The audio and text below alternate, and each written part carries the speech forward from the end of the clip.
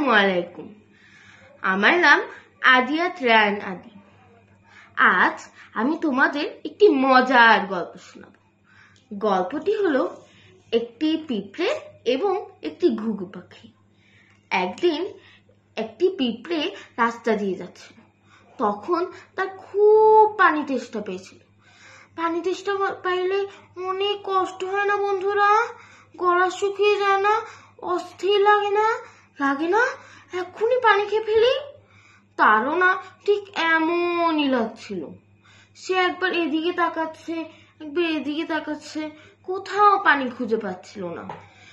হঠাৎ সে একটি নদী দেখতে পেল। সে জলদি করে যে নদীতে পানি খাওয়া শুরু করলো। হঠাৎ নদীর স্রোত তাকে ভাসিয়ে নিয়ে যাচ্ছিল। এই পুরো জিনিসটি একটি ঘুঘু পাখি গাছ থেকে দেখছিল। সে ভাবলো, আমার তো কিছু করা উচিত, না হলে তো পিঁপড়েটিকে মারা যাবে। তখন সে ভাবলো, কি করা যায়।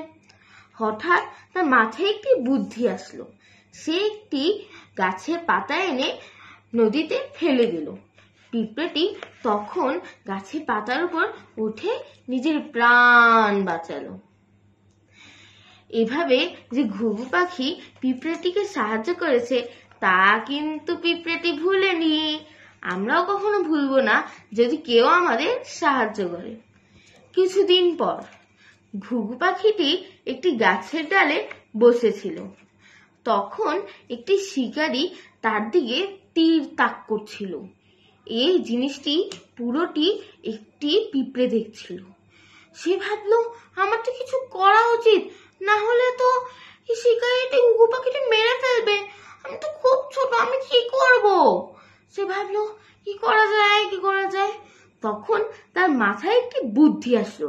সে জলদি করে যে শিকারীটির পায়ে কুটুস করে একটি কামড় দিল। শিকারীটির হাত থেকে তীর ফসকে গেল।